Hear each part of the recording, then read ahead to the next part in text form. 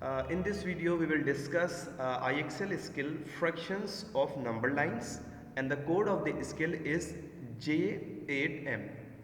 This is very simple skill, और इस skill में बेसिकली आप फ्रैक्शंस को तो पढ़ चुके हैं कि फ्रैक्शंस क्या होती हैं।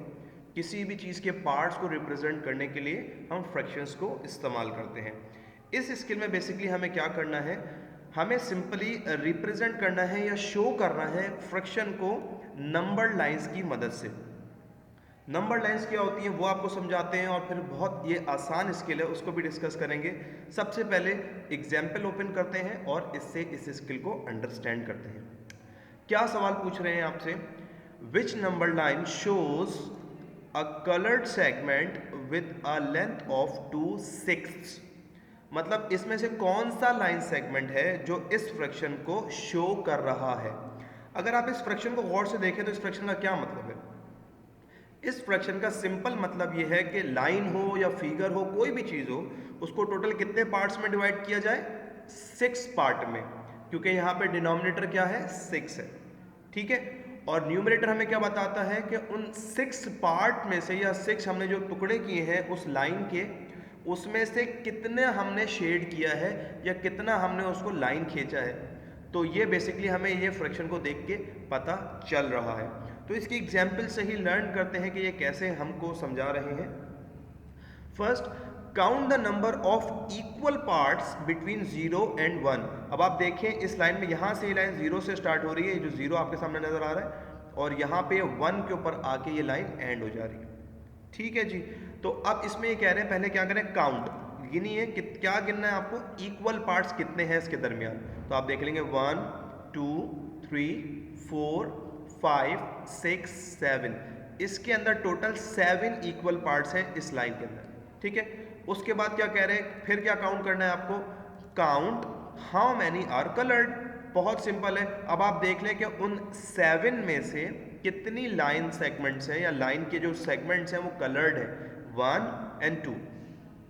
इसका मतलब है कि ये कह रहे हैं there are 7 equal parts between 0 and 1। 0 और 1 के दरमियान कितने इक्वल पार्ट्स हैं, 7। So each part has a length of 1/7। अगर आप एक पार्ट की बात करें यहाँ से लेकर यहाँ तक, तो ये जो एक पार्ट है या इस जैसे जितने भी पार्ट हैं वो तमाम के तमाम 1/7 के बराबर होंगे। क्यों? क्योंकि ये पूरी लाइन 7 इक्वल पार्ट्स में डिवाइडेड है। तो जब हम उसमें से एक सेगमेंट की बात करेंगे तो वो 7 आउट ऑफ 1 या 7 1/7 के बराबर होगी।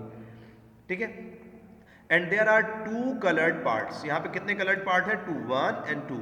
इसका मतलब है ये जो लाइन सेगमेंट शेडेड है इस पूरी लाइन का, ये 2/7 के बराबर होना चाहिए।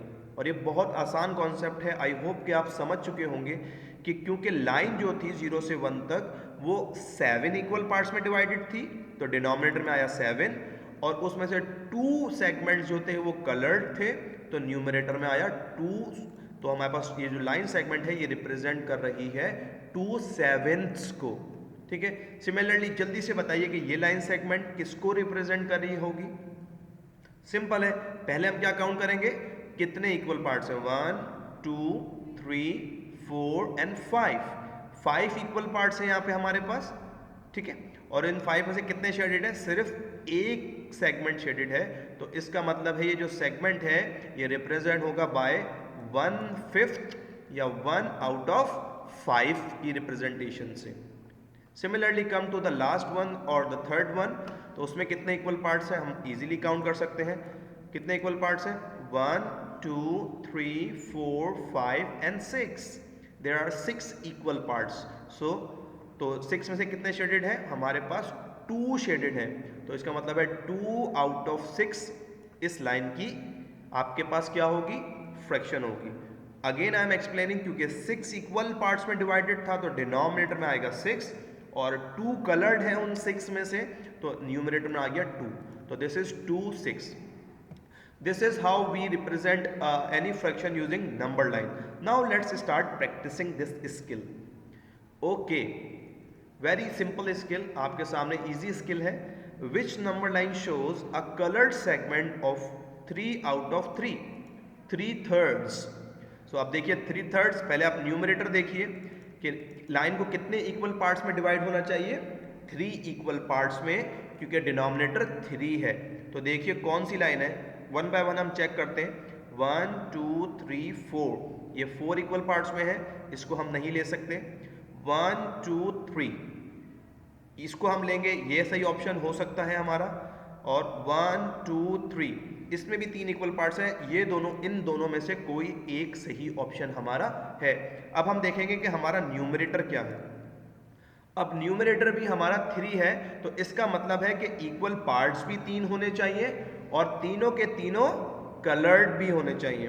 तो इस वाले लाइन सेगमेंट में 2 हमारे पास कलर्ड पार्ट है और इसके अंदर हमारे पास 3 हमारे पास कलर्ड सेगमेंट्स हैं। तो इसका मतलब है ये वाला लाइन सेगमेंट है जो शो कर रहा है 3/3 को, क्योंकि इसमें 3 इक्वल पार्ट्स है टोटल और तीनों ही शेडेड है। इसको हम वन होल भी कह सकते हैं, क्योंकि पूरी की पूरी लाइन ही शेडेड है। तो this is the right answer. Okay, wonderful. Next करते हैं, थोड़ा आगे चलते हैं ताकि कुछ और वैरायटी वाले क्वेश्चन भी हम डिस्कस कर लें इस वीडियो में। ओके, चलिए जी, इसके अंदर हमें बेसिकली लिखना है, काम वही है कि हमें लिखना है। अब इस लाइन को देखिए और इसको आपको बताना है ये जो पार्ट रिप्रेजेंट किया गया है इसको कैसे फ्रैक्शन में लिखा जाएगा। सिंपल कॉन्सेप्ट है। पहले आप देखें कि भाई इसमें कलर्ड पार्ट कितने हैं। कलर्ड पार्ट कितने हैं? एक लाइन सेगमेंट है जो कलर्ड है, तो 1 लिख देंगे न्यूमरेटर में। अब इससे फर्क नहीं पड़ता चाहे वो ये वाला सेगमेंट कलर्ड हो या ये वाला सेगमेंट कलर्ड हो या ये बीच वाला सेगमेंट कलर्ड हो। एक सेगमेंट कलर्ड है तो हमने न्यूमरेटर में लिख दिया 1। उसके बाद ये वाला साइन हमें यूज करना है for making fraction like this, ठीक है। और उसके बाद डिनोमिनेटर में क्या आता है? यस, डिनोमिनेटर में आता है टोटल इक्वल पार्ट्स। तो how many total equal parts do we have in this line? 1 2 3 4 5 and 6. That means this is 1/6 that is represent, that is shown by this number line. Last question I would like to discuss. Let me just change it so that I would have something different. Okay, चलिए जी, इसकी fraction again हमको लिखनी है। तो पहले हम देखेंगे how many coloured parts are there, coloured segments are there. 1 and 2, there are 2 segments that are colored. Now making fraction, और डिनोमिनेटर में क्या लिखेंगे? Total equal pieces. 1 2 3 4 5 6 7 and 8. So this is 2 8s that represent these fractions. So I hope you have understood this. So just go on IXL and master this skill J8M. Thank you so much.